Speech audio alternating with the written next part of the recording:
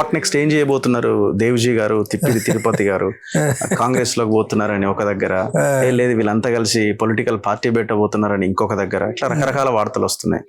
అదే దానికి సమాధానం ఏంటంటే మీరు దీన్ని ఫోకస్ చేయండి. ప్రతి వాళ్ళకి చెప్తున్నది ఇంటర్వ్యూలో మెయిన్ విషయము, మేము ముఖ్యమంత్రిని కలవడానికి వెళ్ళినాం.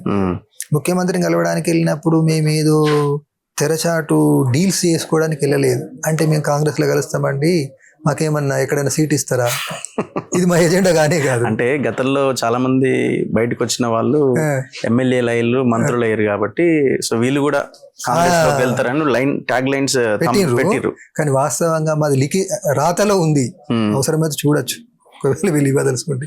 మేము ఏమన్నాము, మా పార్టీ మీద నిషేధం ఎత్తేయాలి, సిపిఐ మావోయిస్ట్ పార్టీ మీద నిషేధం ఎత్తేయాలి, దాని వెన్నంటే మా పార్టీని ఒక చట్టబద్ధ రాజకీయ పార్టీగా గుర్తించాలి. అంటే ఆయన ఏమన్నాడు అంటే ఇది మా లా అండ్ ఆర్డర్ రాష్ట్ర పరిధే, కానీ యూఏపీఏ కింద నిషేధించబడ్డది కాబట్టి కేంద్ర పరిధి.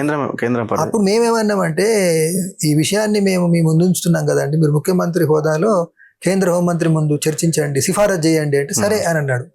దాన్ని పాజిటివ్ గానే తీసుకున్నాడు రేవంత్ రెడ్డి గారు, దానికి అభినందించాలి.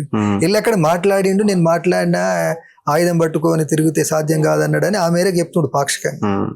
ఇంకేం జరిగిందనేది తెలుసుకోవాలి, అది మా మెయిన్ డిమాండ్. దాన్ని వెన్నంటే మేము ఏమన్నామనంటే, ఆయన ఏమన్నాడు అనంటే మరి మీరు లీగల్ పార్టీ కావాలంటున్నారు, మరి ఆయుధాలు పట్టుకొని ఉన్నారు కదా అంటే అప్పుడు దాన్ని మేమే జవాబు చెప్పినాం. ఇప్పుడు సూత్రరీత్యా మా పార్టీని లీగల్ పార్టీగా గుర్తించాలి అంటేనే మీరు అడగక ముందే మేమే ఆయుధాలు సబ్మిట్ చేస్తాం. ఆయుధాలు పట్టుకునేటోళ్ళు లేనప్పుడు పిఎల్జే వైండప్ అవుతుంది కదా, పిఎల్జే వైండప్ అవుతుంది కదా అన్నప్పుడు ఆయన ఏమన్నాడు, పిఎల్జే వేరు పార్టీ వేరు. అసలు వాస్తవంగా ఆయన ఏమన్నాడు అంటే దేవ్జీ పార్టీని రద్దు చేస్తా అన్నాడు అని. పార్టీని లీగల్ పార్టీగా గుర్తించండి అని డిమాండ్ పెట్టినప్పుడు అది కంటిన్యూ అవుతుంది కదా, రద్దు చేస్తామని ఎట్లా అంటాం అంటే మీరు పార్టీని లీగల్ పార్టీగా గుర్తిస్తే మేము ఆయుధాలు సబ్మిట్ చేస్తాం. ఆయుధాలు సబ్మిట్ చేసినప్పుడు ఆయుధాలు పట్టుకొని పోరాటం చేసినటువంటి ఒక యూనిట్ ఉండదు కదా, సైనిక విభాగం ఉండదు కదా.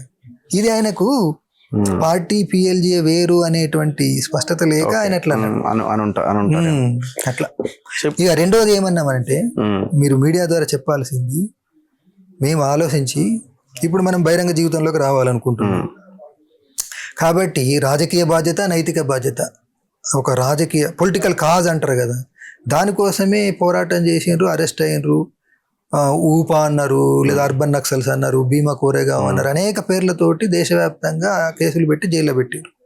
ఇప్పుడు మేము ఈ ప్రకటన చేస్తున్నాం కాబట్టి దీన్ని వెన్నంటి వాళ్ళందరినీ రాజకీయ ఖైదీలుగా గుర్తించి విడుదల చేయండి అని డిమాండ్ ఇప్పుడు పార్టీ అయిపోయిందని ఒక వైపున చెప్తున్నారు మీరు, మీ ఇవన్నీ అయిన తర్వాత బయట ఉన్న వాళ్ళని తీసుకుపోయి లోపల పెట్టారు. ఇన్నయ్య గారిని అరెస్ట్ చేసి దాదాపు 2 నెలలు అయిపోయింది. అదే మా దృష్టిలో ఇన్నయ్య గారు కూడా చాలా మందికి నోటీసులు ఇచ్చినారు. అవునవునవును, నక్సలైట్లను ఏరేస్తాం అంటున్నారు. మరి వీళ్ళందరి పక్షాన మేము అనేది బలంగా ప్రభుత్వం ముందుంచింది, ఇప్పుడు దాన్ని పట్టుకొని ఉద్యమం చేయాలనుకుంటున్నారు కూడా. జైళ్లలో ఉన్న వాళ్ళందరినీ రాజకీయ ఖైదీలుగా గుర్తించాలి, విడుదల చేయాలి, ఇది మా రెండో ముఖ్యమైన డిమాండ్.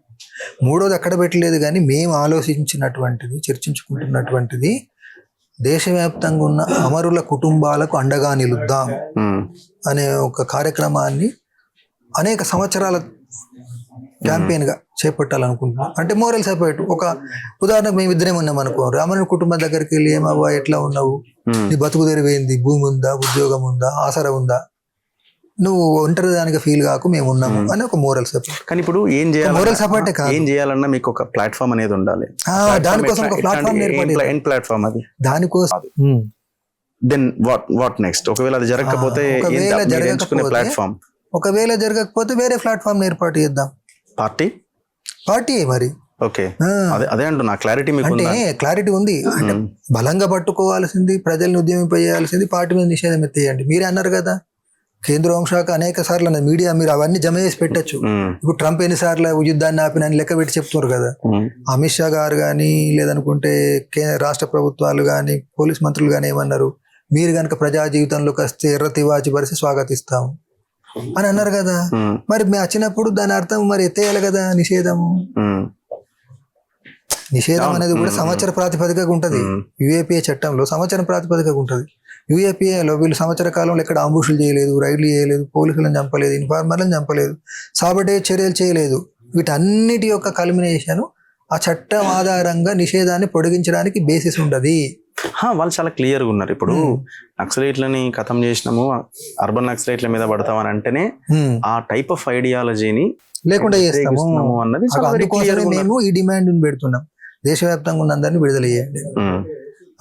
అందుకో వాళ్ళు ఒప్పుకోకుండా ప్రజల దగ్గరికి వెళ్తాం కదా మేము. ఇగో ఇప్పుడు వాళ్ళు అట్లా అన్నారు, ఇప్పుడు మేము ఈ డిమాండ్ పెడుతున్నాం. దాని వెన్నంటే రాజకీయ ఖైదీలుగా వాళ్ళని భావించి అందరినీ విడుదల చేయాలంటున్నాం. ఒకవైపు ఏమో రమ్మంటున్నారు, మరోవైపు అర్బన్ నక్సల్స్ అనే పేరుతోటి వీళ్ళ ఐడియాలజీని వ్యాపింపజేస్తుంటని వీళ్ళ మీద దాడులు చేస్తే ఇది అర్థం ఏంటిది అంటే ఇది బోగస్ అన్నట్టు కదా. అందరు రండి, మేము ఏం చట్ట పరిధిలో పనిచేస్తే ఎలాంటి సమస్యలు ఉండవు అని చెప్పి నీ కళ్ళ ముందే కనిపిస్తాడు. ఒక ఆయన ఉపన్యాసం ఇచ్చినంత మాత్రాన చట్ట వ్యతిరేకత ఎట్లయితుంది? ఒక వ్యాసం రాసే చట్ట వ్యతిరేకత ఎట్లయితుంది? భావ ప్రకటన స్వేచ్ఛ రాజ్యాంగంలో ఉంది కదా. చట్టం తర్వాత రాజ్యాంగాన్ని నుంచి వచ్చిందే చట్టం. అసలు నువ్వు చెప్పేదే రాజ్యాంగానికి వ్యతిరేకం కదా అని ఇది లేవనెత్తాలి. మీ కేంద్ర రాష్ట్ర ప్రభుత్వం ఆ స్థాయిలో మీరు వర్క్ చేయగలిగే అవకాశం ఉంది అని మీరు అనుకుంటున్నారా? ఉంటదని అంటే ఇప్పుడు ప్రజల్ని నమ్మి మేము బయటకు వచ్చినాము, మమ్మల్ని కూడా రేపు అర్బన్ నక్సల్స్ అని మూసేయచ్చు. ఆ స్పష్టత మాకుంది. అంతేనా? అందుకోసమే ప్రజలు నమ్మి ప్రజలు మా మాట విని మాకు మద్దతుగా ఉంటే ముందుకు పోతుంది. లేదు ఇట్లనే నిర్లిప్తత ఉందనుకోండి, అప్పుడు మేము మళ్ళీ